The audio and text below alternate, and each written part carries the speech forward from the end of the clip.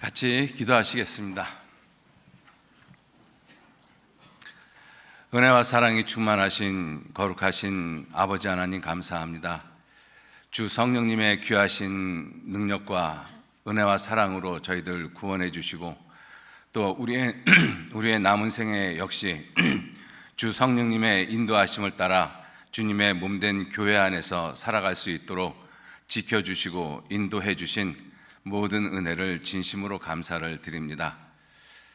주님께서 우리에게 베풀어 주신 그 은혜와 사랑이 얼마나 큰지 우리들 하루하루 살아가는 삶 속에서 더 분명하게 깨닫도록 도와주시고 또 그 은혜와 사랑에 정직한 모습으로 보답하는 삶을 살아가도록 우리 한 사람 한 사람 일깨워 주시고 인도해 주옵소서. 우리의 모든 삶이 성령님의 크신 능력과 인도하심을 따라 살아갈 수 있도록 늘 도와주시고 또 주님의 은혜와 사랑 가운데 우리들이 모든 것을 행할 수 있도록 주님께서 더욱 붙잡아 주시고 인도해 주옵소서. 세상은 여러 가지의 모습으로 악해져 가고 혼란스러워져 가고 있습니다. 이러한 세상을 살아가는 우리들이 세상 헛된 것들 또 의미 없는 것들 죄악된 것들 가운데 우리의 마음과 생각 빼앗기지 아니하도록 주님 일깨워 주시고 더욱더 온전히 주님의 말씀을 붙잡고 주 성령님의 인도하심을 따라 우리의 남은 생에 살아가도록 붙잡아 주시고 인도해 주옵소서. 또 저희들 이달 27일서부터 대집회를 계획하고 있습니다. 이번 대집회를 통해서도 이뤄진 많은 영혼들이 인도함을 받고 구원을 받고 주님께 영광을 돌릴 수 있도록 주님께서 친히 앞서 행해 주시고 인도해 주옵소서. 그 일을 위해서 수고하시는 모든 손길 위에 주님 함께 해주시고 피곤하여 지치지 아니하도록 더욱 귀한 주님의 은혜와 능력과 사랑으로 감싸주시고 또 돌봐주옵소서. 또 말씀을 전하시는 목사님에게도 더욱 귀하신 능력과 또 건강과 지혜와 총명으로 주님 함께 해주셔서 주 성령님의 크신 능력으로 주님의 말씀을 증거하시도록 주님께서 친히 도와주시고 인도해 주옵소서. 이 시간도 온전히 주 성령님께만 의지하고 부탁드립니다. 함께 하시고 도와주옵소서. 감사드리면서 예수님 이름으로 기도 올렸습니다. 아멘.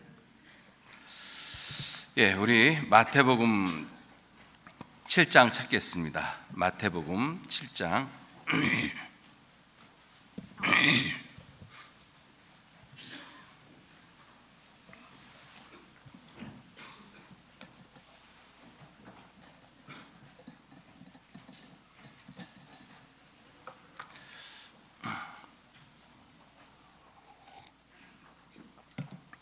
마태복음 7장 7절 말씀서부터 제가 읽겠습니다.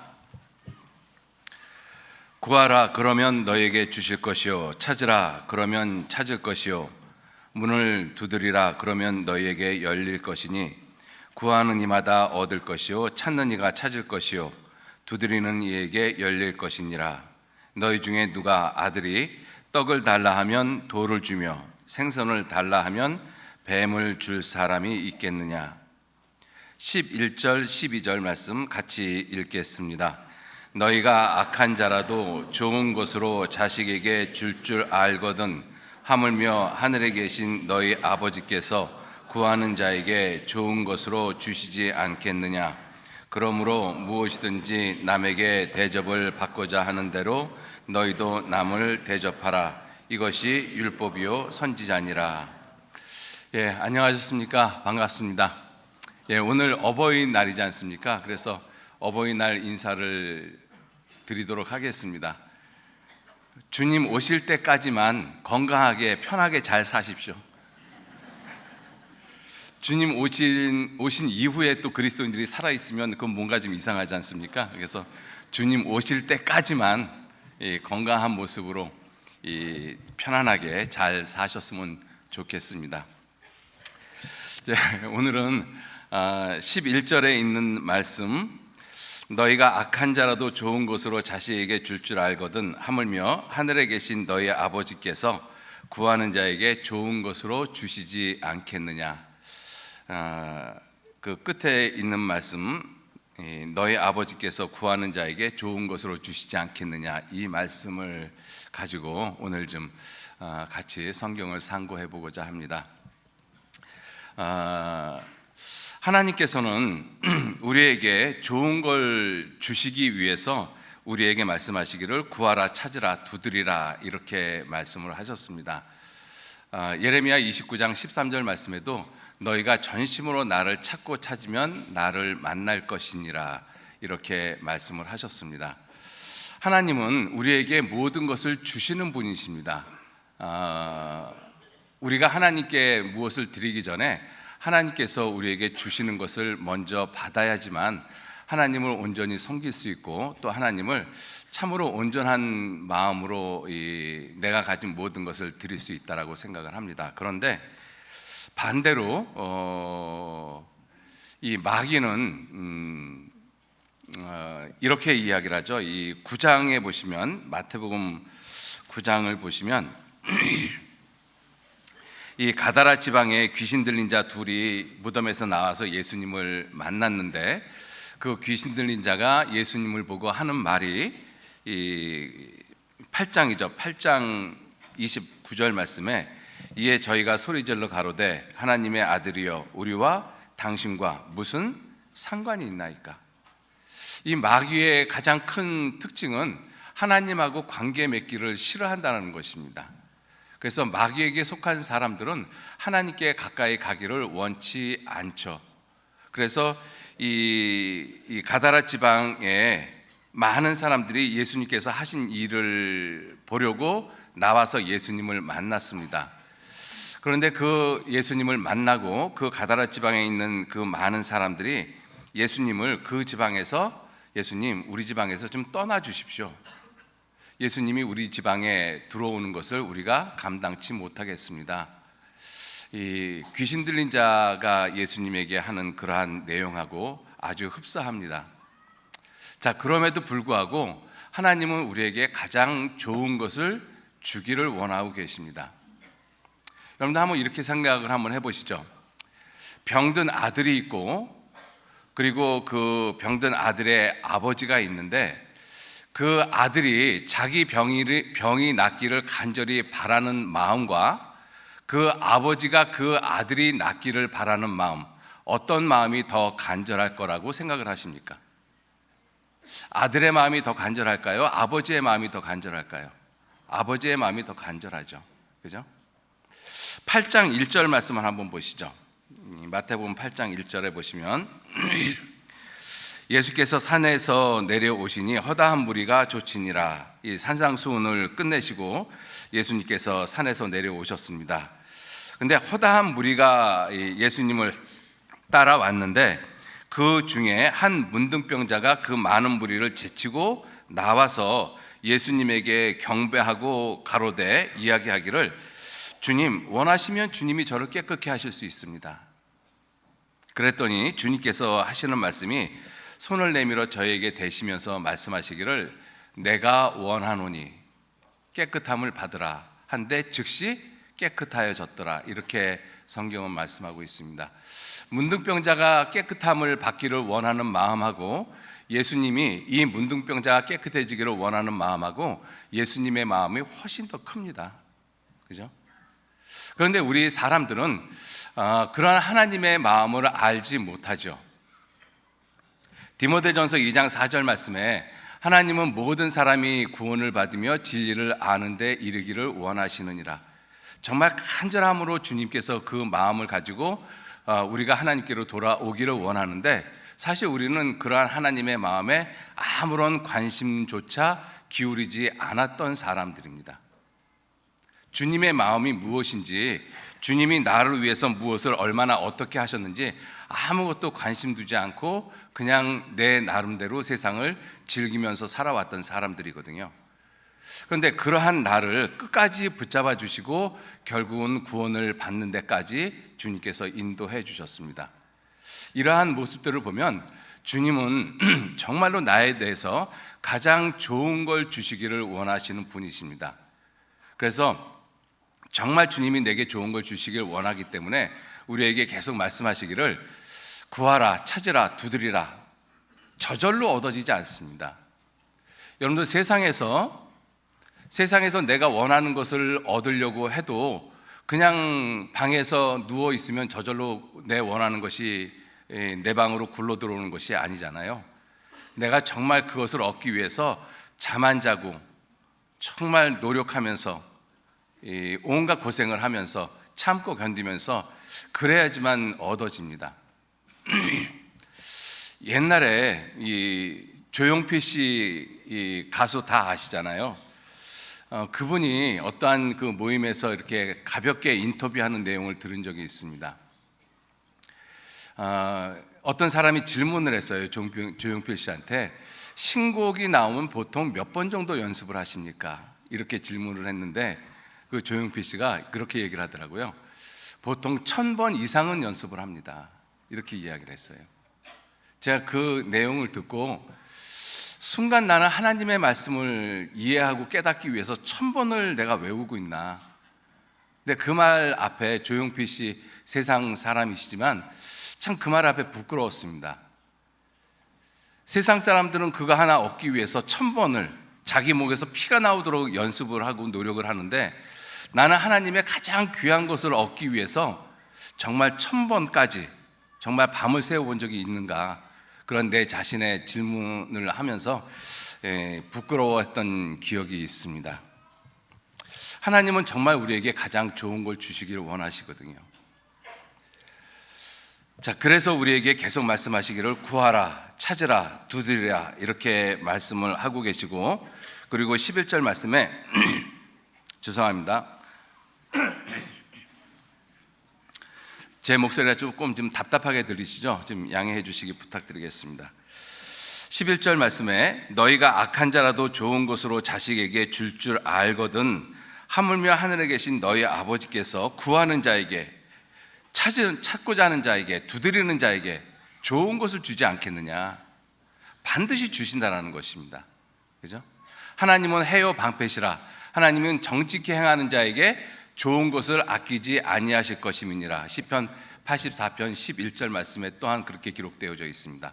하나님은 정말 좋은 것으로 우리에게 주시기를 원하셔요. 그럼 하나님께서 우리에게 주시기를 원하시는 그 하나님 보시기에 좋으신 것, 그게 과연 무엇이겠느냐 하는 거예요. 우리가 쉽게 생각하면 천국. 그런데 하나님이 정말로 천국을 우리에게 주기를 원하실까? 아니면 천국보다 더한 것을 주기를 원하실까? 이 말씀 붙잡으시고 누가복음 11장 한번 보시죠. 누가복음 11장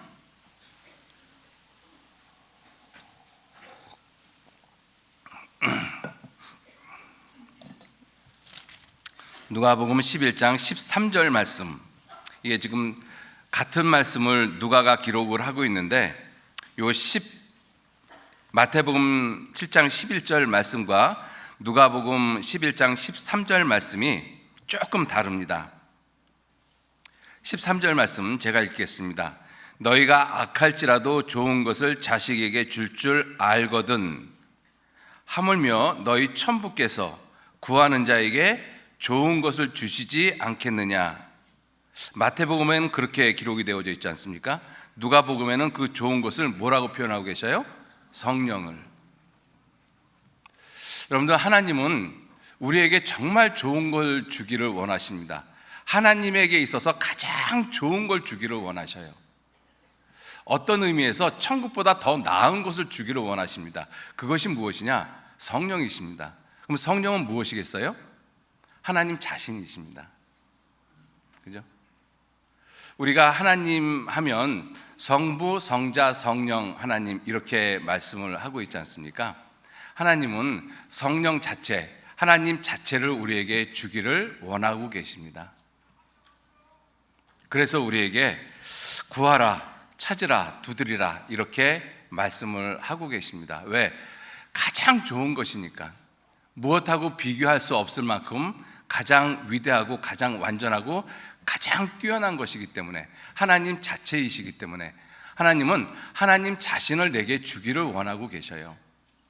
우리가 그러한 하나님의 마음을 알 수 있는 것이 아버지가 자식에게 자기의 가지고 있는 것 일부를 주기를 원하겠어요? 아니면 자기 갖고 있는 전부를 주기를 원하겠습니까? 전부를 주기를 원하죠. 어떤 아버지가 자기가 갖고 있는 것이 100이라고 하면 자식에게는 90만 주고 나머지 10은 자기가 갖고, 그렇게 할 아버지는 안 계십니다. 모르죠. 좀 요즘 세상이 하도 이상해져 가지고 그런 아버지도 있을지는 모르겠습니다만은, 아버지는 자식에게 모든 것을 주기를 원하셔요. 그러한 아버지의 마음이 어디서 왔느냐? 하나님이 아버지에게 그 마음을 주신 것이거든요. 그렇죠? 그래서 하나님을 우리에게 주시기 위해서 하나님 아들을 주셨어요. 그죠? 하나님 아버지께서는 우리에게 나 같은 죄인을 구원하기 위해서 하나님은 하나님 아들을 주셨습니다. 근데 아버지에게 있어서 아들은 어떤 의미에서는 아버지 목숨 이상의 의미를 갖는 것이 아들의 의미잖아요. 독생자의 의미가. 그죠? 근데 하나님이 세상을 이처럼 사랑하사 독생자를 주셨으니, 하나님은 독생자를 주셨거든요.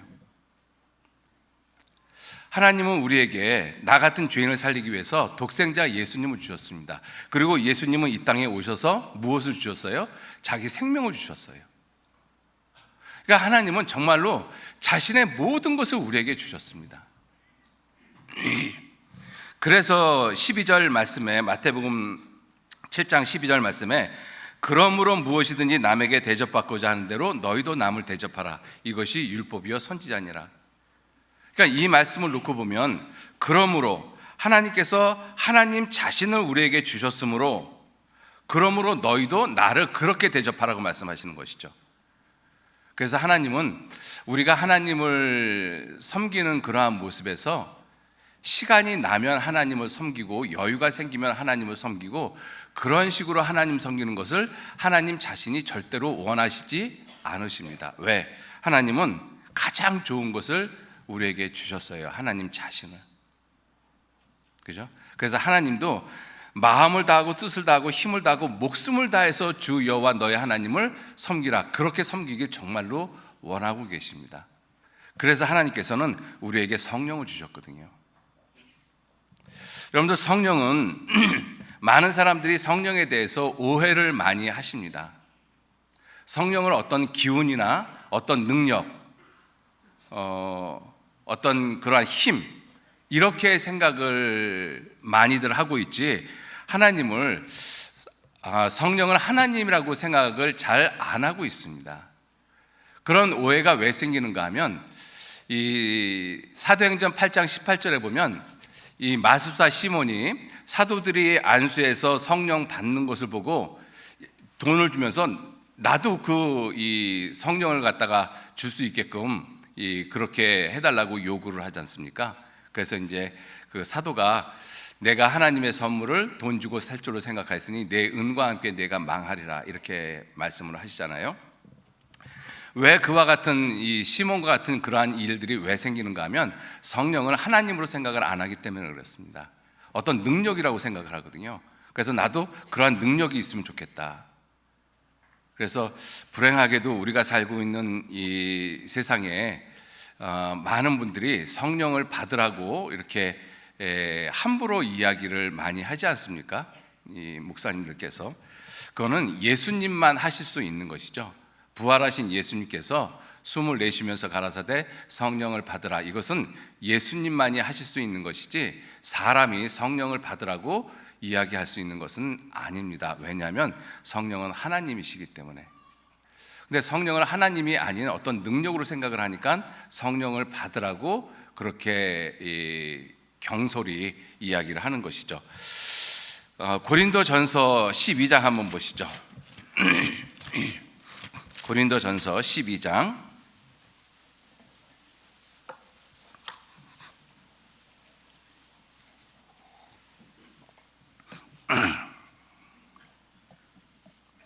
고린도전서 12장 277페이지 7절 말씀 제가 읽겠습니다. 각 사람에게 성령의 나타남을 주심은 유익하게 하려 하심이라. 어떤 이에게는 성령으로 말미암아 지혜의 말씀을, 어떤 이에게는 같은 성령을 따라 지식의 말씀을, 다른 이에게는 같은 성령으로 믿음을, 어떤 이에게는 한 성령으로 병 고치는 은사를, 어떤 이에게는 능력 행함을, 어떤 이에게는 예언함을, 어떤 이에게는 영들 분별함을, 다른 이에게는 각종 방언 말함을, 어떤 이에게는 방언들 통역함을 주시나니 이 모든 일은 같은 한 성령이 행하사 그 뜻대로, 성령의 뜻대로 각 사람에게 나눠 주시느니라. 왜? 성령이 하나님이시기 때문에 그렇습니다. 능력이라면 이런 능력을 어떻게 나눠줄 수 있겠습니까? 성령은 완전한 인격체이신 하나님이시거든요. 자, 그래서 이 성령이 나타나는 모습이 여러 가지의 모습이 있다라고 말씀을 하고 계시고, 성령이 주시는 은사 중에서 가장 큰 은사가 무엇이냐?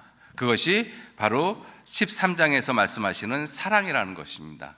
그래서 사랑에 대해서 쭉 말씀을 하고 계시고, 그리고 14장에서 성령께서 주시는 은사 중에서 방언의 은사하고 예언의 은사가 있다.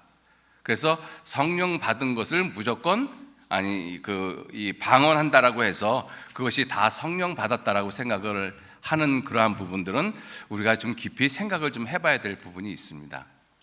왜냐하면 초대교회 시대 때는 분명히 이러한 그 방언의 역사, 예언의 역사, 병 고침의 역사, 성령의 능력들이 분명히 많이 행해졌다라고 생각이 되어집니다. 우리가 배웠듯이 그러한 능력을 행하시는 이유가 말씀을 확실히 증거하기 위해서이다. 마가복음 16장 끝절에 그렇게 말씀을 하고 계시거든요. 그런데 성경이 이렇게 완성이 되어지고 우리 시대에서 가장 많이 성경을 알 수 있는 그러한 시대에 과연 그와 같은 성령의 능력을 하나님이 그렇게 많이 초대교회처럼 행하실까? 그렇지는 않지 않겠느냐? 왜냐하면 성경이 있기 때문에. 자, 그래서 우리 시대에 방언을 한다라고 해서 성령 받았다라고 외치고 있는 많은 사람들이 있습니다. 과연 그것이 성경적으로 옳은지 그렇지 않은지 우리가 잠깐 좀 짚어보고 갔으면 좋겠습니다. 14장 잠깐 좀 보시죠. 14장, 고린도전서 14장 22절 말씀, 22절 제가 읽겠습니다.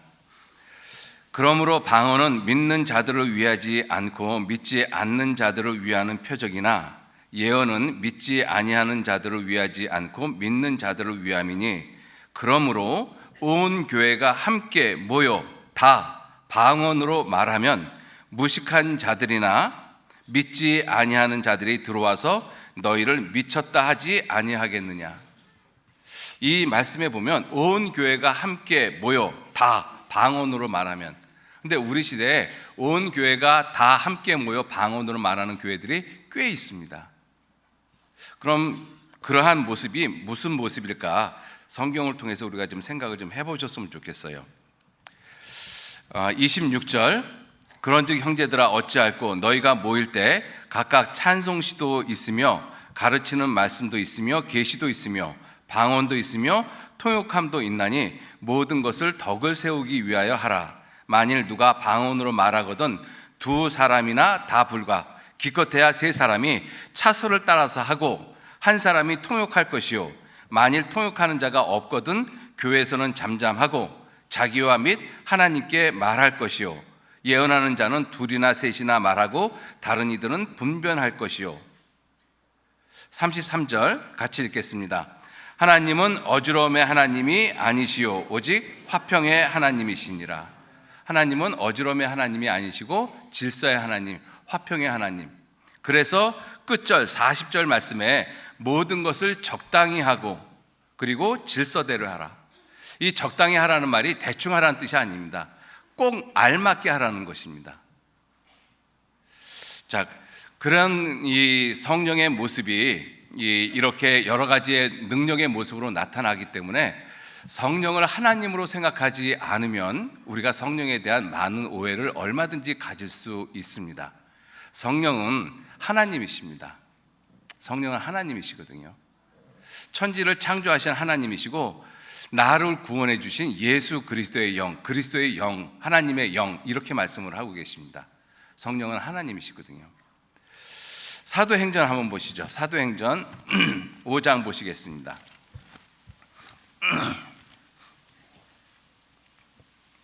사도행전 5장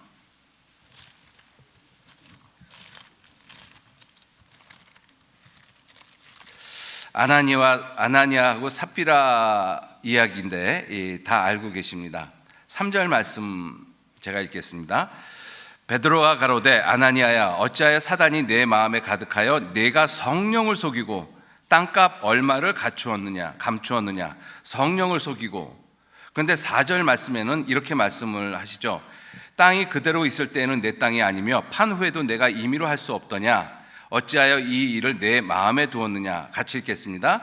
사람에게 거짓말한 것이 아니요 하나님께로다. 성령을 속였다라고 말씀하시는데 그것이 하나님을 속였다라고 말씀을 하고 계셔요. 왜? 성령은 하나님이시기 때문에 그렇습니다. 우리가 예수님이 하나님이신 것을 아는 것은 굉장히 중요하죠. 거듭거듭 말씀을 드리지만 예수님은 하나님 같으신 분이 아니라 하나님이십니다.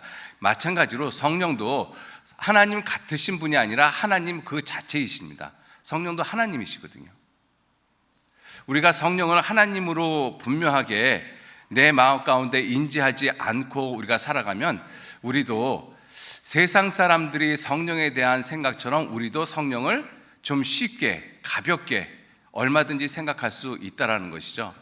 그래서 육신을 쫓지 않고 성령을 쫓아 행하라는 그러한 말씀의 의미, 무게감이 어떠한 것인지를 모르고 살아갈 수 있다라는 것입니다. 자, 그래서 성령은 하나님이시라는 그 분명한 사실 다시 한번 말씀을 드리겠습니다. 그 성령 하나님께서는 하시는 일이 굉장히 많습니다.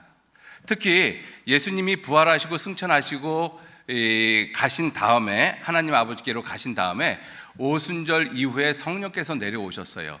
그 이후에 이 교회 시대가 형성이 되어지는데 교회 시대는 성령의 역사라고 보시면 맞습니다. 그래서 성경을 갖다가 이렇게 한번 생각을 해보셔요. 구약 성경은 아버지 하나님에 대한 말씀이 가장 많이 기록이 되어져 있죠. 그리고 신약 성경 복음서는 예수 그리스도 하나님의 아들 예수님에 대한 기록이 가장 많이 기록되어져 있습니다. 그리고 사도행전서부터 요한계시록까지는 사실은 서신서지 않습니까?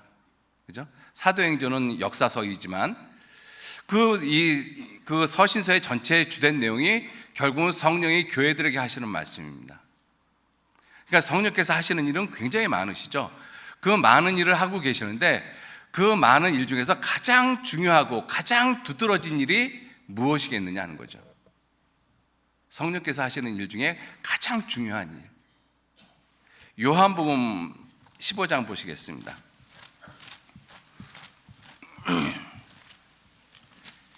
요한복음 15장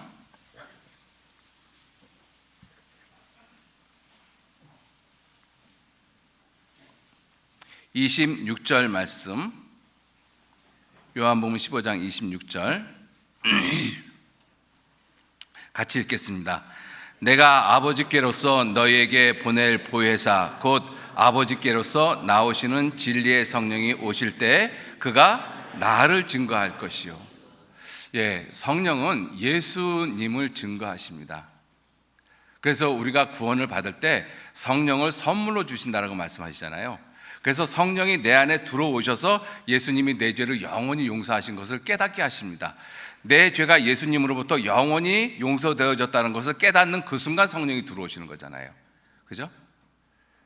같은 이야기입니다. 그래서 성령께서 하시는 가장 큰 일, 가장 중요한 일, 하나님의 아들 예수 그리스도께서 하신 그 일을 증거하는 것입니다.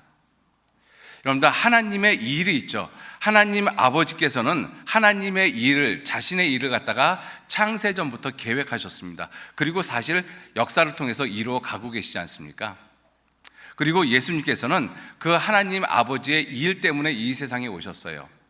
그래서 성경을 통해서 보면 예수님께서 내가 스스로 온 것이 아니라 아버지께서 나를 보내서 왔다라는 말씀을 성경은 정말 많이 하고 계십니다. 내가 스스로 온 것이 아니라 아버지께서 나를 보내서 왔는데 내가 왜 왔느냐? 아버지의 일 때문에 왔다. 요한복음 5장 17절 말씀에 아버지께서 이제까지 일하시니 나도 일한다. 예수님은 그 일 때문에 오셨어요. 그래서 요한복음 10장 37절 말씀에도 유대인하고 대화를 하시면서 너희가 내가 하나님인 것을 믿지 못하겠으면, 너희가 나를 믿지 못하겠으면 믿지 않아도 좋지만 내가 하는 그 일은 보고 믿으라고 말씀하고 계시거든요. 그 일이 그토록 중요하기 때문에 그렇습니다. 그래서 예수님이 십자가에 돌아가시기 전에 자기의 십자가의 죽음을 앞에 두시고 예수님께서 기도하셨잖아요. 아버지여, 아버지께서 내게 하라고 주신 일을 내가 이루어 아버지를 세상에서 영화롭게 하였습니다. 예수님 자신이 십자가에 돌아가서 십자가에서 죽으실 것을 미리 보시고 아버지를 세상에서 영화롭게 했습니다. 아버지의 일을 이루어서, 그렇게 예수님 말씀을 하고 계셔요. 그리고 예수님께서 이루신 그 일을 성령께서는 분명하게 증거를 하고 계시거든요. 성령께서는. 그래서 서신서를 보면 다 예수님께서 그 이루어 놓으신 그 일을 아주 분명하게 말씀을 하고 계시죠. 그리고 그리스도 안에서 어떻게 살아야 할 것을, 성령의 인도를 따라서 어떻게 살아야 할 것을 자세하게 말씀하고 있는 것이 모두 다 서신서의 내용인 것입니다. 그리고 우리 모든 죄인은 하나님의 일을 한 가지 해야 되는데 그 한 가지 일이 무엇이냐? 요한복음 6장 29절에 하나님의 보내신 자를 믿는 것이 하나님의 일이니라. 그래서 하나님의 보내신 자를 믿게 하시는 분이 누구시냐? 결국은 성령이시지 않습니까? 그래서 성령이 로마서 8장 15절 말씀에 성령이 우리 영으로 더불어 우리가 하나님의 자녀인 것을 증거하신다라고 말씀하시잖아요. 그죠? 그래서 성령이 우리 안에 들어와서 보증으로 우리가 하나님의 자녀인 것을 아주 분명하게 증거하고 계십니다. 이 성령께서는 예수 그리스도께서 하신 그 일을 하고 계십니다. 우리 지금 이 시간에도 마찬가지시죠. 자, 그 성령께서 하나님이시라는 그 분명한 내용을 이 요한복음을 좀 읽어보면서 좀 생각을 해보셨으면 좋겠어요. 그러나 제가 지금 말씀을 드리고자 하는 것이 요한복음 14장, 15장, 16장에 대한 말씀이거든요. 성령에 대한 말씀인데 사실 이 다른 나라 성경을 보면은 좀 그러한 성령에 대한 그 내용을 제가 지금 말씀을 드리고자 하는 것처럼 깨닫기는 좀 어렵지 않을까. 무슨 말씀이냐면 우리나라 말은 존칭에 대한 부분이 아주 분명하지 않습니까? 그죠? 세계의 여러 나라 말이 있지만 아마 우리나라 말만큼 존칭에 대한 이 표현이 아주 명확한 그러한 말들은 그리 많지 않다라고 생각이 되어집니다. 자, 그러한 관점을 가지고 예수님께서 성령에 대한 표현을 어떻게 하시는지 한번 보셔요. 성령이 단지 기운이나 능력이나 힘이면 예수님께서 과연 이렇게 표현을 하실까? 한번 좀 살펴보셨으면 좋겠습니다. 14장 보시죠. 요한복음 14장 16절 말씀 제가 읽겠습니다. 내가 아버지께 구하겠으니 그가 또 다른 보혜사, 은혜를 돕는 분이라는 뜻이죠.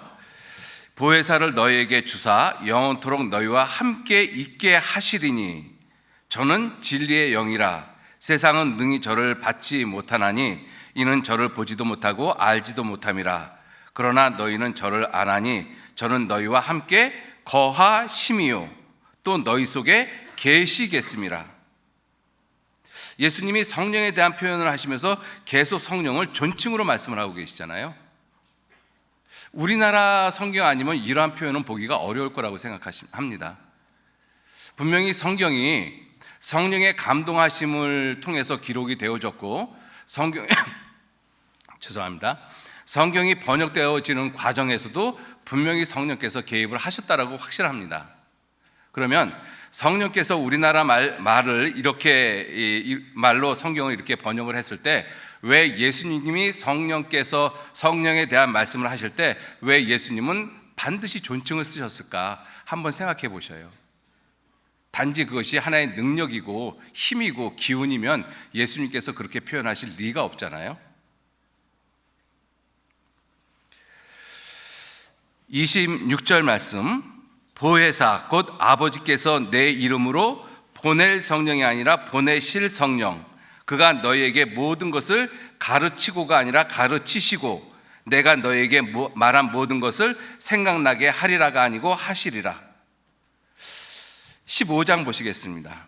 15장 26절 말씀 다시 읽겠습니다. 내가 아버지께로서 너희에게 보낼 보혜사 곧 아버지께로서 나오는 성령이 아니라 나오시는 진리의 성령이 올 때가 아니라 오실 때 그가 나를 증거할 것이 아니라 증거하실 것이요. 굉장히 이 존칭을 쓰는 부분에 대해서 예민하게 기록하고 있다는 것을 우리가 알 수 있잖아요. 16장도 보시죠. 16장 7절 그러나 내가 너희에게 실상을 말하노니 내가 떠나가는 것이 너희에게 유익이라.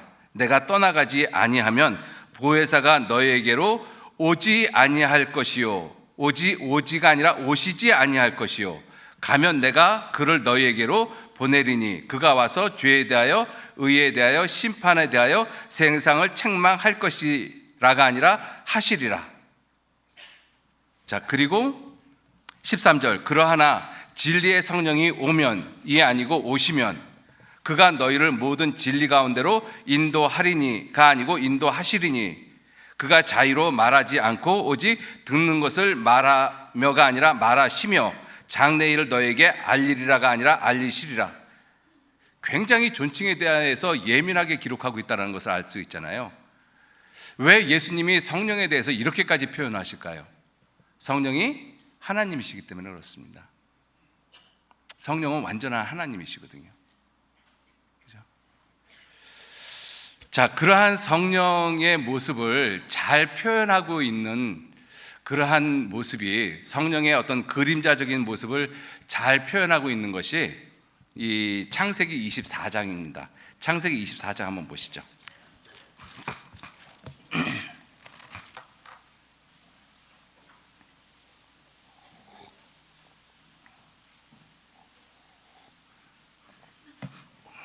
창세기 24장 창세기 24장은 아브라함과 아브라함의 종 엘리에셀에 대한 내용인데 이 아브라함의 아들 이삭의 아내를 구하러 이 바단 아람 그 외삼촌 집에까지 가는 그 내용입니다. 그런데 이 창세기 24장은 아브라함은 아버지 하나님의 하나의 그림자의 모습이고 이 엘리에셀 종은 성령의 그림자의 모습입니다. 그리고 이삭은 물론 당연히 예수 그리스도의 그림자의 모습이고 그리고 리브가는 교회의 그림자의 모습이거든요. 자, 그런데 이 아브라함의 종이 어떻게 이 말을 하는지 그 내용을 좀 잘 보셔요. 이 성령 하나님께서 이 아버지의 뜻을 이루는 그러한 모습을 보면서 우리도 성령 하나님이 나를 주장하시면 내가 어떠한 모습으로 정말 살아야 될 것인가, 이 엘리에셀의 그 삶의 모습을 보면서 성령께서 나를 주장하시면 나도 이와 같은 모습이 되어지지 않아야 되는가, 그러한 생각이 좀 들 것이라고 생각이 됩니다. 자, 여기 보시면 24장 2절 말씀에 아브라함이 자기 집 모든 소유를 맡은 늙은 종에게 이르되, 이렇게 말씀을 하고 있습니다. 자, 그래서 그 가나안 족속의 딸들 중에서 아들을 위해서 아내를 택하지 말고 내 고향 내 족속에게로 가서 아들 이삭을 위해서 아내를 택하라. 자, 그랬더니 5절 종이 가로되 여자가 나를 쫓아 이 땅으로 오고자 아니하거든 내가 주인의 아들을 주인의 나오신 땅으로 인도하여 돌아가리이까. 그랬더니 그리하지 말라라고 이야기를 하고, 그리고 9절 주인 아브라함의 환도뼈 아래 손을 놓고 이 일에 맹세했습니다. 자, 그리고 드디어 이제 길을 떠납니다. 종이 10절 이에 종이 그 주인의 약대 중 10피를 취하고 떠났는데 곧 그 주인의 모든 좋은 것을 가지고 떠나 메소포타미아로 가서 나홀의 성에 이르러. 이 종이 약대 10피를 취했다. 열은 완전수를 의미하고 있지 않습니까? 그런데 주인의 모든 좋은 것, 주인의 모든 좋은 것, 아브라함에게 있어서 가장 좋은 것, 모든 것을 다 가져갔다는 뜻입니다. 그런데 그렇게 오신 분이 성령의 모습이시잖아요. 그죠? 성령은 하나님이시니까. 자, 그렇게 간 그 종이 11절 그 약대를 성박 우물 곁에 꿀렸으니 저녁 때라. 때가 저녁입니다. 여인들이 물길로 나올 때였더라. 자, 그리고 그가 이제 이삭의 아내를 얻기 위해서 하나님께 기도를 합니다. 기도를 하는데 그 기도의 내용을 보시면서 저나 여러분 같은 경우면 이와 같은 상황에서 나는 어떻게 기도를 할까 한번 좀 생각을 해보시죠. 12절 제가 읽겠습니다. 그가 가로되 우리 주인 아브라함의 하나님 여호와여, 원컨대 오늘날 나로 순적히 만나게 하사 나의 주인 아브라함에게 은혜를 베푸옵소서. 여러분들, 우리가 지금 긴 여행을 가서 지금 이 장소에서 이렇게 기도를 한다면 어떻게 기도할 것 같습니까? 저는 이렇게 기도할 것 같더라고요. 처음 부분은 똑같을 것 같아요. 우리 주인 아브라함의 하나님, 나로 오늘 순적히 만나게 하사 나에게 은혜를 베푸옵소서. 저 같으면 그렇게 기도할 것 같거든요. 하나님, 제가 긴 여행을 왔습니다. 그러니 속히 그 이삭의 아내를 속히 만날 수 있도록 하나님 제게 은혜를 베풀어 주옵소서. 저 같으면 분명히 그렇게 기도했어요. 그런데 이 아브라함의 종, 이 분은 어떻게 기도했는가 하면 오늘날 나로 순적히 만나게 하사 나의 주인 아브라함에게 은혜를 베푸옵소서. 자, 그리고 14절 끝부분도 14절 말씀에 이렇게 이삭을 위해서 이 기도를 한 그 여인이 이렇게 오면, 이러한 모습으로 하면 주께서 나의 주인에게 은혜 베푸심을 내가 알겠나이다. 이 상황에서도 저 같으면 그런 여자가 오면 하나님이 내게 은혜 베푸심을 알겠습니다. 이렇게 기도를 하죠. 여러분들은 어떻게 기도하실 것 같아요?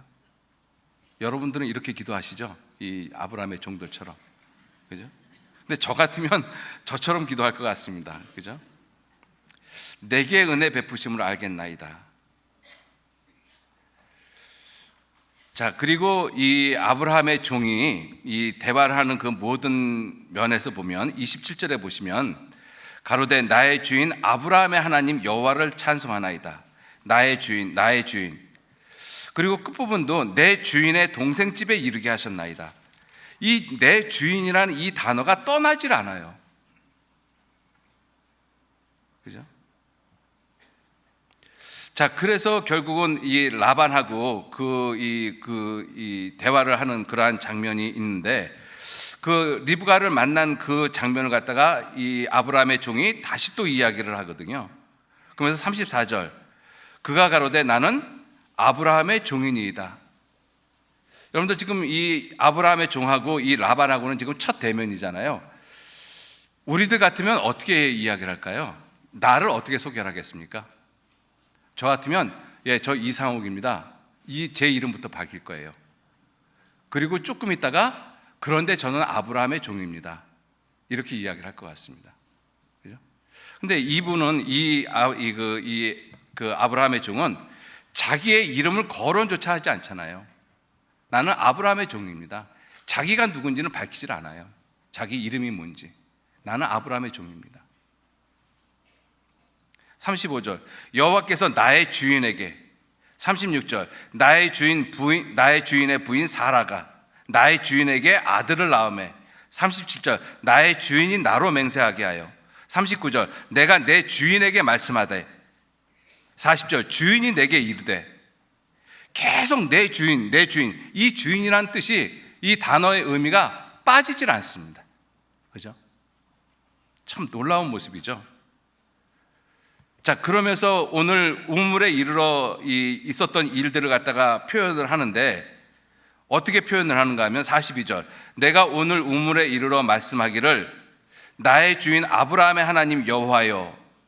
그냥 여호와여, 네, 이렇게 기도했습니다. 이렇게 하면 될 텐데, 거기에 또 나의 주인 아브라함의 하나님 여호와여 이러이러할 텐데, 계속 그 내용을 갖다가 계속 반복하고 있잖아요. 48절에도 나의 주인 아브라함의 하나님 여호와께서 나를 바른 길로 인도하사 나의 주인의 동생의 딸을. 자, 그리고 그러한 말씀을 쭉 다 하고 난 다음에 49절에 이제 당신들이 인자와 진실로 나를 대접하려거든. 저 같으면 그렇게 이야기를 하죠, 이제. 그죠? 왜? 그동안의 경위를 다 이야기를 했으니까 이제 당신들이 이제 나를 대접하려거든 이렇게 행하게 하시옵소서 이렇게 이야기를 하죠. 그런데 이 종은 나의 주인을 대접하려거든. 그죠? 그리고 54절에도 이에 그들 곧 종과 종자들이 먹고 마시고 유숙하고 아침에 일어나서 그가 가로되 나를 보내어 돌아가게 하소서 이렇게 말하는 것이 당연하죠. 그죠? 예, 이제 나를 돌아가게 해 주십시오. 그런데 뭐라고 표현해요? 나를 보내어 내 주인에게로 돌아가게 하소서. 56절 그 사람이 그들에게 이르되 나를 말리지 마소서 여호와께서 내게 형통한 길을 주셨으니 나를 보내어 돌아가게 하소서. 그게 아니잖아요. 내 주인에게 돌아가게 하소서.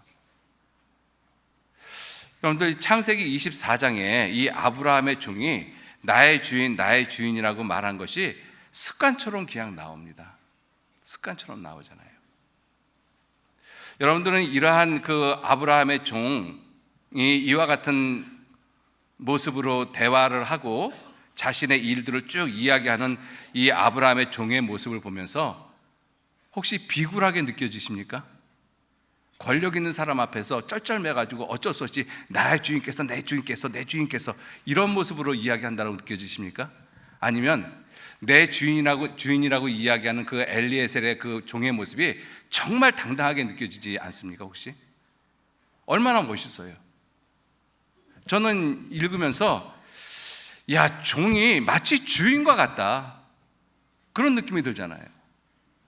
분명히 아브라함의 종인데 어떻게 주인에 대해서 이처럼 당당하게 이야기할 수 있을까? 비굴한 모습이 아니라, 종의 모습이 아니라 주인만큼 당당한 모습이 있잖아요. 그죠? 어떻게 해서 이 엘리에서는 이러한 모습이 되어졌을까요? 주인의 일이 곧 내 일이기 때문에 그렇습니다. 그죠? 주인의 기쁨이 내 기쁨이고 주인의 일이 내 일이에요. 내가 주인을 기쁘게 하는 것이 내게 기쁨이 되는 것이거든요. 여러분들 성령에 붙잡힌다라는 모습이 바로 이러한 모습이라고 생각되어지지 않습니까? 그죠? 아무런 사심도 없잖아요. 인간은 이렇게 이야기를 하면 사실 내면 어딘가에 뭔가가 계산적인 것들이 좀 숨겨져 있어요. 근데 이 엘리에셀의 이 대화를 보면서 그러한 모습은 전혀 못 느끼잖아요. 정말 당당하게 자기 주인을 분명하게 이야기하면서도 종의 위치이면서도 정말 떳떳하고 정말 당당하고 멋있게까지 느껴지잖아요. 성령에 사로잡힌 모습이 이러한 모습이 아닐까 하는 생각이 듭니다. 그죠? 비굴한 모습이 아니라, 아니 오히려 이렇게 떳떳하게 주인을 내세우지 못하면 오히려 비굴하게 느껴지죠. 그죠? 참 이러한 모습을 보면서 우리도 성령에 붙잡힌 바가 되어진다라면 정말 이렇게 좀 살아봤으면 좋겠다. 얼마나 멋있는 삶이겠습니까? 그죠? 여러분들 예수님이 그러셨잖아요. 예수님이 실제로 하나님이 보내셔서 이 땅에 오셨는데 예수님의 그 삶의 모습, 그 모습을 쭉 복음서를 통해서 보면 예수님도 계속 하나님을 이야기합니다. 아버지 하나님을. 내가 스스로 온 것이 아니라 아버지께서 나를 보내서 왔다. 내가 내 일을 하는 것이 아니라 아버지의 일을 하는 것이다. 그 예수님의 모습에서도 당당함이 있잖아요. 그죠? 너희가 나를 믿지 못하겠거든 내가 하는, 하나님께서 내게 하라고 주신 이 일을 보고 믿어라. 얼마나 당당합니까? 그러니까 성부, 성자, 성령 그 세 분의 하나님이신데 완전히 하나이신 모습이잖아요. 그걸 우리가 다 이해는 못하지만, 그죠? 정말 아무런 사심도 없이 오직 주인만을 높이는 모습, 보내신 자만을 높이는 모습, 그러한 모습이 결국은 성령에 붙잡힌 바 되어진 그러한 삶은 아니겠느냐. 저는 창세기 24장 이 말씀을 공부를 하면서 새삼 그렇게 느껴졌습니다. 그죠? 자, 그리고 여기서 성령께서 리브가를 이렇게 만나는 그러한 모습에 기도를 하잖아요. 기도를 하는데 그거 좀 잠깐 좀 보시겠습니다. 24장 13절 말씀서부터 보시면 성중 사람의 딸들이 물길로 나오겠사오니 내가 운물 곁에 섰다가 한 소녀에게 이르기를 청컨대 너는 물 항아리를 기울여 나로 마시게 하라 하리니 그의 대답이 마시라 내가 당신의 약대에게도 마시우리라 하면 그는 주께서 주의 종 이삭을 위하여 정하신 자라 이로 인하여 주께서 나의 주인에게 은혜 베푸심을 내가 알겠습니다. 왜 이러한 조건을 세웠을까요? 내가 물을 달라고 했을 때 당신도 드십시오. 그리고 당신이 데리고 온 약대에게도 내가 물을 먹이겠습니다. 모든 여자든지 다 할 수 있는 건데 왜 이러한 조건을 내세웠을까? 우리가 이거를 좀 생각해 보기 위해서는요, 이 리브가는 이 교회의 모습이잖아요. 이 약대, 낙타 한 마리가 긴 여행을 끝내고 한 번 물을 먹기 시작을 하면 적게는 70리터에서 많게는 100리터까지 먹는답니다. 한 마리가. 그죠? 이 70리터라고 하면 별로 감이 잘 안 오시죠? 우리 마트에서 생수 하나 사면 보통 500cc짜리 24개가 들었잖아요. 그거 24개면 12리터입니다. 그게 약 12kg 정도 되거든요. 그거 약 6개 내지 7개거든요. 한 마리가 먹는 양이. 그거 24개짜리 박스 7개 정도 드는 거 가볍게 드시죠. 별로 힘 안 들이고. 자, 그거를 생각을 해보면 그 시대의 사람들이 이 낙타 한 마리가 물을 어느 정도 먹는지를 모르는 사람들은 없을 거라고 생각을 해요. 그러니까 이 아브라함의 종이 이와 같은 조건을 세운 것은 뭐냐면, 보통 여자 같으면 이 약대에게 나에게 물 주는 것까지는 가능하지만 약대에게까지 물 주는 것은 보통 여자 같으면 불가능하다. 그러니까 보통 여자를 데리고 가려고 한 것이 아닌 거예요. 정말 특별한 여자, 하나님께서 정해주지 않으면 안 되는 여자, 그 여자를 데려가려고 그런 거잖아요. 그죠? 계산을 한번 해봤습니다. 70리터를 먹는다라고 하면 한 마리가 10마리니까 700리터잖아요. 여러분들, 그러면 여기 16절 보시면 이렇게 돼 있어요. 16절에 그 소녀는 보기에 심히 아립답고 지금까지 남자가 가까이 하지 아니한 처녀더라. 그가 운물에 내려가서 물을 그 물 항아리에 채워 가지고 올라오는지라. 여러분들, 옛날 운물을 길었던 분들은 기억이 나실 거예요. 운물가에 가면 운물가에 가가지고 두레박질을 해가지고 물을 떠서 자기 돌 항아리에다 붓고 그걸 가지고 와야 되거든요. 그죠? 두레박질 한 번 하는데 물 몇 리터나 끌어올릴 수 있을 것 같아요? 제 기억으로는 2리터, 3리터가 채 안 됩니다. 그죠? 그러면 한 번에 10리터의 물을 갖다가 가지고 간다. 사실 10리터의 물을 담기도 그렇게 쉽지가 않습니다. 왜냐하면 돌 항아리도 한 10kg 정도 되잖아요. 거기에 10리터 물이면 그것도 10kg고 따져보면 한 20kg 되는데 젖은 항아리 20kg짜리 들고 다니기가 쉽지가 않잖아요. 자, 그것을 한 번 하는데 5분이라고 하면 70번을 해야 되거든요. 700리터면. 그죠? 그러면 한 번 하는데 5분이면 70번 하려면 5, 7, 35, 350분이거든요. 그러면 시간으로 따지면 6시간입니다. 6시간. 근데 때가 어느 때라고 돼 있어요? 저녁 때라고 돼 있잖아요. 저녁 때 6시간 물 기르면 몇 시 되겠어요? 과연 그렇게 하시겠느냐고요, 여러분 같으면. 그죠? 그냥 교회의 모습이 이러한 모습이거든요. 그죠? 자, 그러한 모습을 이 리브가가 가지고 있었고, 결국은 그래서 그 종이 이 리브가를 그 이삭에게까지 데리고 옵니다. 그리고 이삭에게 데리고 오니까 24장 65절 보시죠. 24장 65절 제가 읽겠습니다. 종에게 말하되 들에서 배회하다가 우리에게로 마주오는 자가 누구뇨? 이 리브가가 그렇게 물었어요. 그랬더니 종이 가로되 이는 내 주인의 아들입니다. 이렇게 표현 안 했죠. 내 주인입니다. 왜? 주인의 아들이나 주인이나 똑같거든요. 어차피 자기가 섬겨야 될 뿐이니까. 그죠? 주인입니다. 그러니까 이 아브라함의 종의 모습은 이 완전한 성령의 모습인데, 성령에 우리가 감화되어진 삶을 산다는 것이 과연 어떠한 모습이겠는가? 이 창세기 24장에 있는 이 종의 모습이 아니겠는가 하는 그런 생각이 들었어요. 그죠? 그래서 이 성령이 아니시면, 성령의 도움이 없이는 우리는 예수님을 진정으로 주라고 부를 수가 없어요. 고린도전서 보시죠. 고린도전서 12장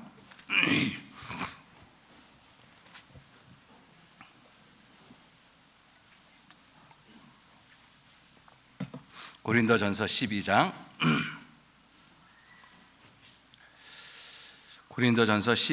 3절 말씀, 죄송합니다. 12장 3절 말씀 같이 읽겠습니다. 그러므로 내가 너희에게 알게 하노니 하나님의 영으로 말하는 자는 누구든지 예수를 저주할 자라 하지 않고 또 성령으로 하지 아니하고는 누구든지 예수를 주시라 할 수 없느니라. 성령으로 하지 아니하고는, 성령의 도움이 없이는, 성령으로 말미암지 않고는, 다 똑같은 의미입니다. 다른 번역에 보면 그렇게 표현되어 있거든요. 가장 쉽게는 성령의 도움이 없이는, 이런 뜻이거든요. 성령의 도움이 없이는 누구든지 예수를 주시라 할 수 없느니라. 여러분들, 성령의 도움이 없이는 내 영혼의 목자와 감독 되신 예수님을 부를 수가 없죠. 죄인인 우리에게 성령의 도우심이 있었기 때문에 예수님이 내 죄를 영원히 용서해 주셨다는 분명한 사실, 그래서 그 예수님이 내 영혼의 목자와 감독됐다는 사실을 우리는 분명히 인지하고 있습니다. 분명히 믿고 있는 것이죠. 성령의 도움 때문에 그렇습니다. 그죠? 자, 그런데 구원을 받은 이후에도 성령의 도움이 아니면은 내 삶에 예수님을 주로 섬길 수가 없다는 것이죠. 우리 그리스도인들이 예수님이 내 영혼의 목자와 감독 되신 것은 다 인정을 합니다. 그런데 예수님이 내 삶에, 내 생활의 목자와 감독 되셨다는 것은 쉽게 잊어버리고 살아요. 그래서 내 삶의 주인이 내 자신이거든요. 이 말씀을 놓고 보면 누구든지, 구원받은 이후에 누구든지 성령의 도움으로 말미암지 않고는 예수를 주로 섬길 수 없다는 뜻이잖아요. 그죠? 이 말씀이 꼭 구원받을 때만 사용되는 말씀은 아니라고 생각되어집니다. 우리의 생활 가운데서도 예수님은 우리가 주로 섬겨야 되잖아요. 예수님은 내 영혼의 목자와 감독만 아니십니다. 그죠? 예수님은 내 영혼의 목자와 감독이시지만 동시에 내 삶, 내 생활, 내 모든 것의 목자와 감독이시거든요. 우리의 삶에 성령의 도움으로 말미암아 예수를 주로 섬기는 실제적인 그 삶을 우리는 분명히 살아가셔야만 돼요. 사도행전 2장 36절 말씀에도 너희가 십자가에 못 박은 이 예수를 하나님이 주와 그리스도가 되게 하셨다. 하나님이 예수님을 우리에게 주가 되게 하셨다, 주인이 되게 하셨다, 목자가 되게 하셨다, 왕이 되게 하셨다라고 말씀하고 계시거든요. 그러면 우리는 정말 예수님을 주로, 왕으로, 목자로 정말 그렇게 섬기는 삶을 살아야 되는 거잖아요. 그게 성령의 인도하심을 받는 삶이시고, 그죠? 그래서 이 생활에서도, 우리의 삶에서도 성령의 도우심이 있어야지만 내 삶에 예수님이 참으로 주인이 되십니다. 참으로 목자가 되셔요. 참으로 왕이 되시고. 여러분들, 내 삶은 내가 계획하지 못하지 않습니까? 그죠? 사람의 걸음이 걷는 자에게 있지 않다라고 되어 있거든요. 걸음을 지도하는 자에게 있지 않다. 내가 많은 계획을 세우지만 그 걸음을 지도하고 인도하시는 분은 꼭 하나님이십니다. 내가 아니죠. 내가 아무리 많은 것을 계획했다 할지라도 하나님이 다 인도하시고 지도하시지 않습니까? 왜? 하나님이 주인이시기 때문에. 근데 우리가 하나님이 주인이신 그러한 삶을 살아가지 못하기 때문에 실제로 내 삶에서 많은 염려, 걱정, 근심, 불안, 이 모든 것이 찾아올 수밖에 없죠. 왜? 내가 목자이고 내가 왕이니까. 내가 목자니까 내 스스로 꼴을 찾아야 되고, 내 스스로 물을 찾아야 되고, 내 스스로 이리와 늑대떼하고 싸워야 되고, 싸울 능력도 없으면서, 그러니 힘이 들 수밖에 없죠. 그러니까 정말로 성령께서 내 삶을 주관하는 그러한 삶이 되어지지 않으면 그리스도인의 삶은 정말로 힘이 듭니다. 그러니까 그런 말 하는 것이 이해가 돼요. 괜히 구원받았다. 얼마나 힘들면 그런 얘기 하겠습니까? 그죠? 얼마나 힘이 들면 충분히 이해가 되죠. 자기 삶에 자기가 목자인데, 자기가 왕인데 얼마나 힘들겠어요. 자기가 모든 걸 다 책임져야 되는데.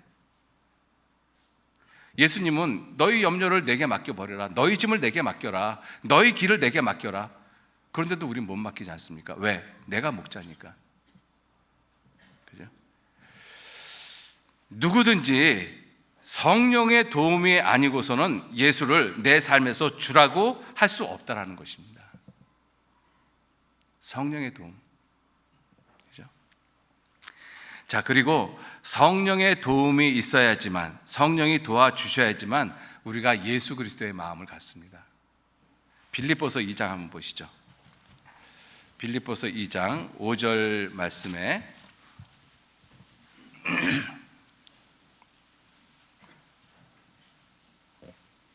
빌립보서 2장 5절 제가 읽겠습니다. 너희 안에 이 마음을 품으라. 곧 그리스도 예수의 마음이니 그는 근본 하나님의 본체시나 하나님과 동등됨을 취할 것으로 여기지 아니하시고 오히려 자기를 비어 종의 형체를 가져 사람들과 같이 되었고 사람의 모양으로 나타나셨음에 자기를 낮추시고 죽기까지 복종하셨으니 곧 십자가의 죽으심이라. 여러분들, 성령의 도우심이 아니시면 예수 그리스도의 마음을 품을 수가 없습니다. 성령의 도움이 있을 때 정말로 예수 그리스도의 마음을 품을 수가 있거든요. 그 예수 그리스도의 마음이 근본 하나님의 본체시지만 동등됨을 취할 것으로 여기지 아니하는 마음, 이 겸손한 자의 마음이지 않습니까? 그리고 자기를 비웠다. 이 자기를 비웠다라는 다른 번역에 보면요, 자기가 갖고 있는 신적인 특권을 포기했다 이렇게 표현되어 있거든요. 자기가 가지고 있는 신적인 특권, 예수님은 하나님이시기 때문에 하나님만이 가질 수 있는 신적인 특권이 있어요. 그 대표적인 것이 오병이어의 기적 같은 것이잖아요. 그죠? 물고기 2마리 보리떡 5개로 5,000명을 먹이시고 12광지를 남기셨습니다. 그건 분명히 신적인 특권이잖아요. 그러한 신적인 특권을 포기하셨다. 근데 예수님 포기 안 하고 사용하셨잖아요. 그죠? 그럼 그 포기라는 뜻이 무슨 뜻이에요? 자기를 위해서 사용하지 않았다는 뜻입니다. 그래서 길 가다가 기진할 사람들을 위해서 예수님께서는 그 놀라운 이적을 행하셨어요. 예수님이 마귀에게 시험을 받으실 때 40일 밤낮 굶주리실 때 이 돌덩어리를 떡덩이로 되게 하라, 얼마든지 하실 수 있는 그분이 그렇게 해서 자기의 줄임배를 채우지 않으셨습니다. 그게 포기라는 의미거든요. 내가 가지고 있는 특권을 진정으로 남을 위해서 사용하는 것. 우리 세상은 자기가 갖고 있는 특권을 다 자기를 위해서 쓰고 있습니다. 그러니 세상이 계속 충돌할 수밖에 없죠. 특권과 특권이 부딪히니까. 그죠? 자기 특권을 누구도 남에게 빼앗기지 않으려고 하잖아요. 자기가 갖고 있는 특권을 누구든 남을 위해서 사용하려고 하지 않고 자기가 갖고 있는 특권을 어떻게든지 사용해서 남을 짓밟고 올라가려고 하는 것, 그게 세상이지 않습니까? 그러니 싸움이 있을 수밖에 없죠. 그런데 예수님은 그러지 않았거든요. 여러분들, 그러한 마음은 성령이 주관하시는 마음, 성령이 도와주시는 마음이 아니면 불가능한 것이죠. 너희 중에 누구든지 으뜸이 되고자 하는 자는 꼬리가 되어야 하리라. 이게 세상에서 가능하겠습니까? 불가능한 것입니다. 왜? 세상 사람들은 성령하고 전혀 관계가 없거든요. 근데 우리 그리스도인들은 그 성령이 우리의 삶을 지배하십니다. 지배하시길 원하셔요. 정말로. 이 다메섹 엘리에셀의 모습을 보면 주인의 어떤 강요, 억압, 이 위협, 그것 때문에 이 주인님 그런 것이 아니잖아요. 자기 자유의지를 가지고 철저하게 자기 주인을 높였던 것입니다.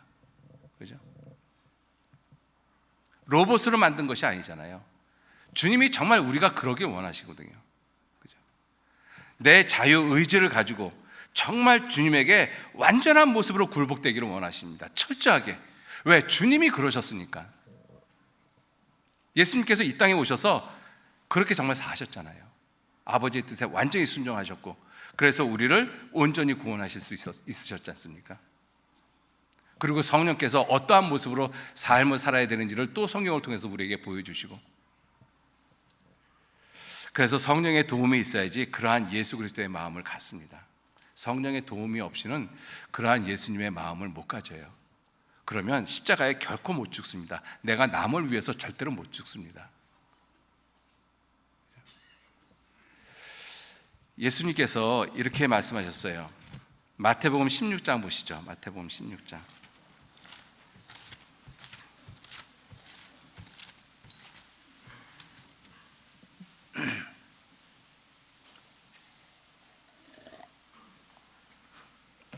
마태복음 16장 24절 말씀.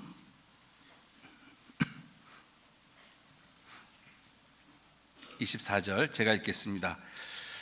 예수께서 제자들에게 이르시되 아무든지 나를 따라오려거든 자기를 부인하고 자기 십자가를 지고 나를 좇을 것이니라. 누가복음 9장 23절에는 날마다 이렇게 표현되어져 있죠.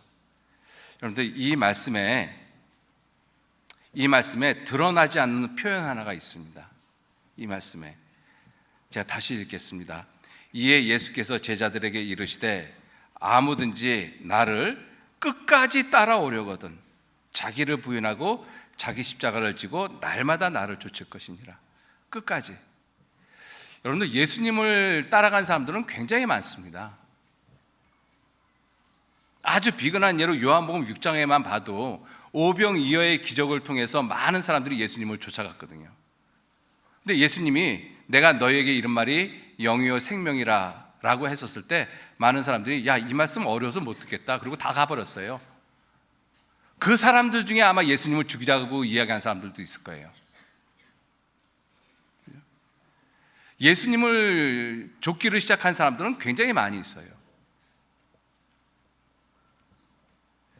중요한 것은 예수님을 쫓아가는 것이 중요한 것이 아니라 끝까지 바울 사도처럼 내가 나의 선한 싸움을 싸우고 나의 달려갈 길을 마치고 믿음을 지켰다. 그리고 목 잘려 죽을 수 있는 그러한 사람들에게 이 말씀하신 거잖아요. 그렇죠? 여러분들 이러한 삶을 살려면 성령의 도움이 없이는 이건 절대적으로 불가능합니다. 성령의 도움이 없이 내 자신이 어떻게 부인되어집니까? 내 자신을 어떻게 비워요? 내 특권을 어떻게 포기합니까? 성령의 도움이 없이 내 십자가를 어떻게 져요? 여러분들 우리에게 십자가들이 있거든요. 성령의 도움 없이 어떻게 집니까? 그거를.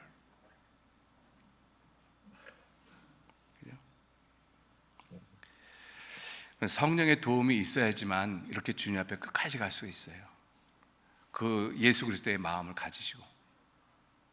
자, 그리고 성령의 도움이 있어야지 은혜가 무엇인지 압니다. 고린도전서 2장 보시죠. 고린도전서 2장. 고린도전서 2장 265페이지.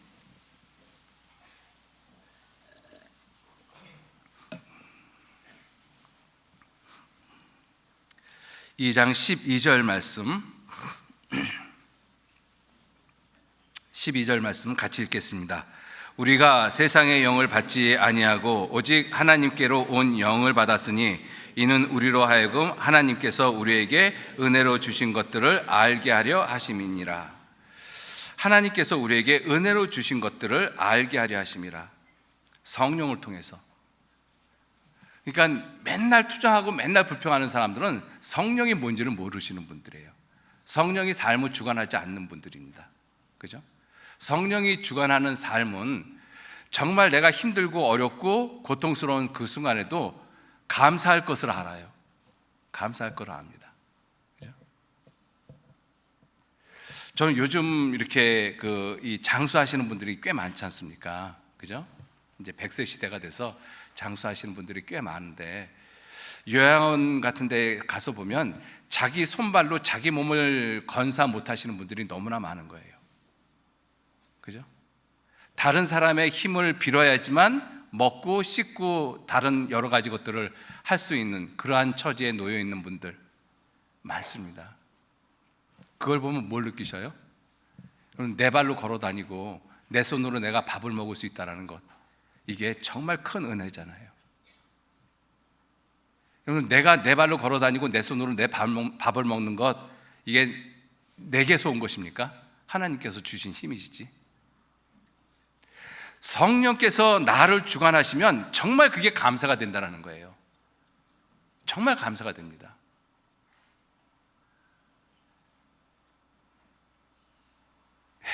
제가 아주 오래전 일인데요, 한 20년 정도 넘었던 것 같습니다. 그 병원에 신방을 갔었어요. 인천에 있었던 일인데, 어떤 여자분 그 신방을 갔었는데, 그분이 아이를 낳는데 이 수술을 해서 아이를 낳다가 수술이 잘못돼 가지고 전신 불구가 돼 버렸거든요. 그렇게 누워 있는 지 7년째 되는 해에 제가 어떻게 알게 돼서 신방을 갔어요. 그리고 저는 생전 처음에 그렇게 7년 동안 누워 있는 사람들의 모습을 그때 처음 본 거예요. 기껏 남편만 오면 겨우 눈을 껌뻑껌뻑거리고 알아봅니다. 제가 7년 동안 병상에 누워있는 그 여자분의 모습을 보고 신방하고 나와서 화장실에서 제가, 죄송합니다, 소변을 보면서 울었어요. 내 스스로 내 몸을 건사할 수 있다는 것이 이게 얼마나 큰 축복이고 얼마나 큰 하나님의 인도하심인가. 여러분들 여기 지금 다 와서 앉아 계신 분들 정말로 하나님의 축복이지 않습니까? 하나님이 내게 은혜 베풀어 주시니까 내 발로 여기 와서 지금 말씀 듣고 있는 거잖아요.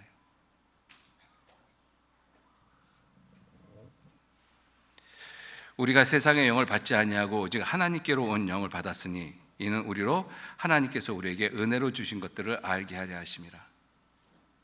그죠? 여러분들, 성령의 도움이 있어야지만 은혜가 무엇인지, 감사가 무엇인지, 그리고 진정으로 사랑할 수 있어요. 성령의 도우심이 있어야지만. 성령의 도우심이 없으면 진정으로 사랑 못합니다.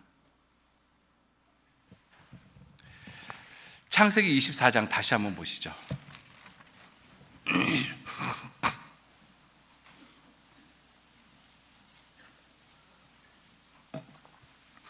창세기 24장 67절 말씀. 67절 같이 읽겠습니다. 이삭이 리브가를 인도하여 모친 사라의 장막으로 들이고 그를 취하여 아내를 삼고 사랑하였으니 이삭이 모친 상사 후에 위로를 얻었더라. 예, 이 말씀 제가 주례할 때 가끔 사용하는 본문 구절입니다. 이삭이 그 리브가를 취해서 아내를 삼고 사랑하였다. 아내를 삼고 사랑하였다. 결혼 왜 하셨어요? 이렇게 물어보면 대부분의 분들이 사랑하니까 결혼했죠. 맞죠? 그 말이. 그죠? 사랑하니까 결혼하죠. 근데 100% 맞는 답은 아니라고 생각합니다. 문제는 사랑하니까 결혼을 했습니다. 근데 살다 보면 그 사랑이 점점 커질까요? 아니면 점점 식어질까요? 결혼 안 해보신 분들은 몰라요. 그죠? 식어지거든요. 그죠? 제가 옛날에 어떤 일본 분하고 잠깐 만났는데 그분이 자기 아내 자랑을 그렇게 하더라고요. 그 하세가와라는 분이었었는데 그 아내 사진을 보여주니까 정말 예뻐요. 일본 여자들이 이렇게. 죄송합니다. 예, 잘생겼죠. 근데 정말 잘생겼어요, 그분이. 그래서 내 아내가 이렇게 잘생겼다라고 이야기를 하면서 그때 정말 깨물어주고 싶었대요. 근데 지금 그때 깨물어 먹지 못한 게 한이 된다고 그러더라고요. 이게 결혼을 하면 결혼하기 전에 사랑했던 그 사랑이 점점 더 사랑이 커지면 얼마나 좋겠습니까? 근데 결혼하기 전에 사랑했던 그 사랑은 살다가 보면 금세 식어져요. 그죠?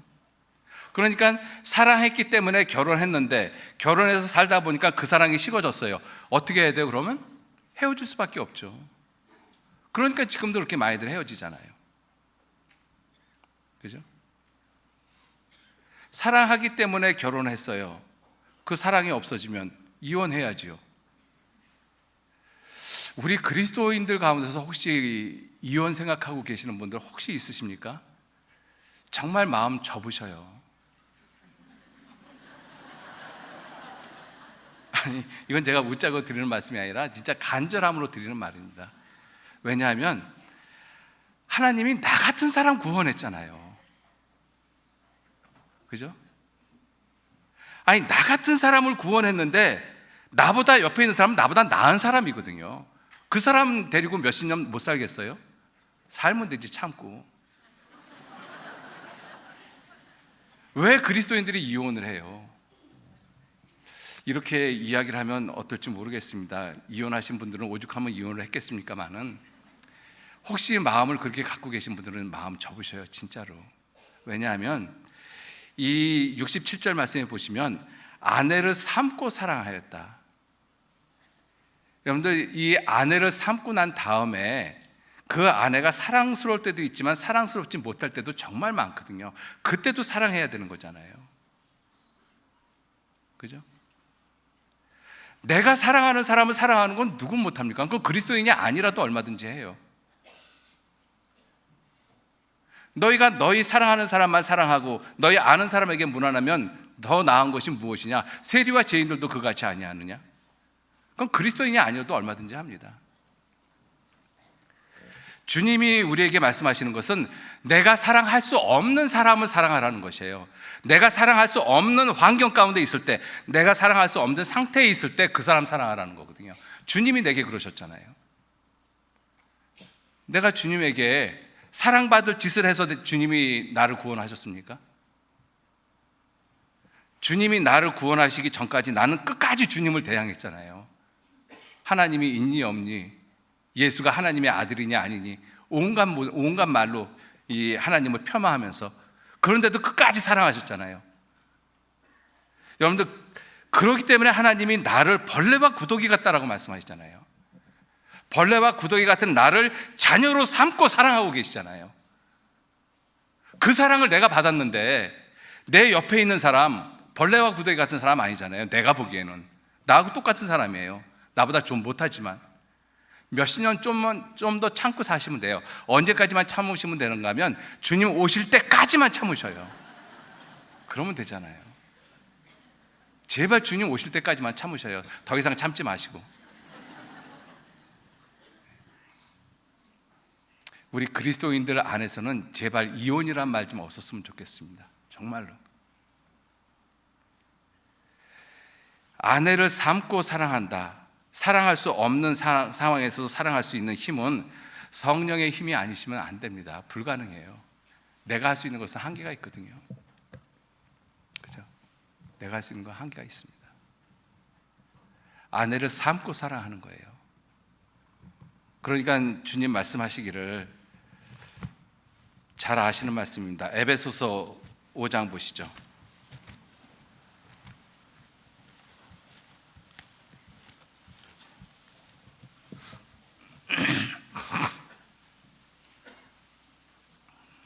에베소서 5장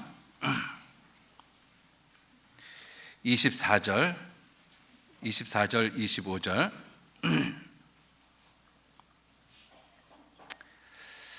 예, 24절 25절 같이 읽겠습니다.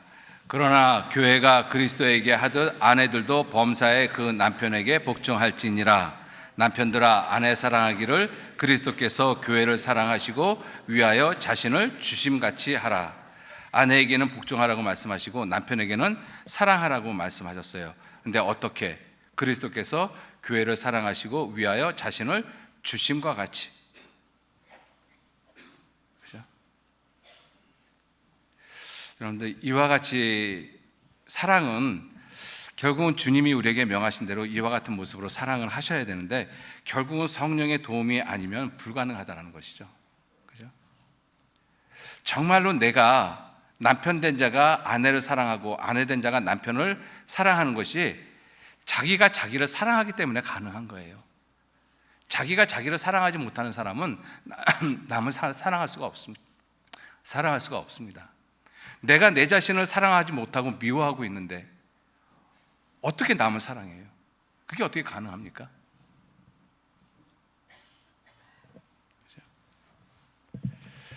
자, 그리고 시간이 이제 다 됐지만 잠깐 이것만 좀 말씀을 드리겠습니다. 성령의 도우심이 있어야지만 삶이 변화가 되거든요. 성령의 도우심이 있어야지만. 성령의 도우심이 없이 내 의지로 하는 것은 반드시 한계에 부딪힙니다. 성령의 도우심이 있어야지만 우리가 바뀌거든요. 여러분들, 우리의 영혼은 비정상적인 상태에서 정상적인 상태로 바뀌었어요. 죄인의 모습에서 의인의 모습으로 바뀌었잖아요. 그죠? 하나님과 영적으로 끊어졌다가 예수 그리스도의 십자가로 말미암아 다시 영이신 하나님과 내 영이 연결이 되어졌어요. 그래서 성령도 친히 우리 영으로 더불어 우리가 하나님의 자녀인 것을 증거해 주고 계시잖아요. 그래서 그 영혼의 모습은 완전한 모습으로 회복이 되어졌는데 아직도 우리의 마음은 비정상적이에요. 내 마음은 아직도 병들어 있다는 것입니다. 아직도 남 미워하고 시기하고 질투하고 싸우고 다투고 남 험담하고. 여러분들, 그게 정상적인 마음이겠어요? 비정상적인 마음이겠어요? 비정상적인 마음이잖아요. 정상적인 마음은 어떤 마음이에요? 열정이 있고 하나님에 대한 열정, 선에 대한 열정, 복음에 대한 열정. 사랑의 열매는 사랑과 희락과 화평과 오래 참음과 자비와 양성과 충성과 온유와 절제, 이런 것들이 정상적인 마음이잖아요. 아직 우리는 그 정상적인 마음이 안 되어졌습니다. 여러분들, 성령께서 내 안에 계시고 성령께서 나를 인도하고 계시다는 분명한 사실을 인지할 때, 아, 내 마음이 아직도 비정상적인 모습이구나, 그거 깨닫잖아요. 내 마음이 아직도 병들어 있는 상태구나, 그거를 깨달으면 고치고 싶은 마음이 생기죠. 왜? 병든 자에게라 의원이 쓸데있다라고 말씀하시니까. 근데 내가 비정상적인지 내 마음이 비정상적인지 병이 들었는지 내가 전혀 알지 못해요. 고치고자 하는 마음이 없죠. 그러니까 어떻게 이야기를 해요? 난 원래 성격이 그런 사람이야. 그러니까 상대방 보러 이해해달라고 이야기를 하죠. 그죠? 성령께서 나를 이끄시고 도우시면, 아, 내가 지금 비정상적인 상태에 있구나, 내 마음이 아직 정상적인 상태에 아직 못 머무르고 있구나. 하나님, 그럼 어떡하죠? 하나님, 저 좀 도와주십시오. 제 마음이 주님의 마음을 닮을 수 있도록 주님 도와주십시오. 제 마음이 아직 그런 모습이 되어지지 못했습니다. 주님께 그 기도할 수밖에 없잖아요. 여러분들, 성령께서 도와주셔야지만 이 모든 것이 가능합니다. 그래서 하나님께서 좋은 것으로 너에게 주시지 않겠느냐, 그 좋은 것을 우리에게 주셨어요. 그리고 그 좋으신 분이 내 안에 지금 들어와 계십니다. 내 안에 있으셔요. 우리 안에 있으십니다. 그죠? 그래서 그 성령의 모습을 따라 우리의 남은 생에 더욱 주님만 높이는 그러한 삶이 우리 모두 되기를 바라는 마음으로 말씀을 좀 드렸습니다. 같이 기도하시죠. 주님, 귀한 은혜와 사랑에 진심으로 감사를 드립니다. 아버지 하나님께서 성령을 우리 마음 가운데 부어주셨습니다. 성령을 소멸치 말라라고 말씀하시고 성령의 충만함을 받으라고 우리에게 늘 말씀하고 계십니다. 아버지 하나님, 그 하나님의 말씀을 따라서 성령님이 어떠한 분이신지, 성령님이 내게 어떻게 자리 잡고 계시는지, 성령님이 나에게 무엇을 가르치시고 나를 어떻게 인도하시는지 깨어 있어서 성령께서 나를 인도하시는 것을 분명히 볼 수 있도록 아버지 하나님 도와주시고 인도해 주옵소서. 그래서 우리도 온전히 아버지 하나님만을 높이는, 주님만을 높이는 그러한 삶이 되어지도록 우리 모두 이끌어 주시고 인도해 주옵소서. 모든 것 주님께만 의지하고 부탁드립니다. 감사드리면서 예수님 이름으로 기도 올렸습니다. 아멘.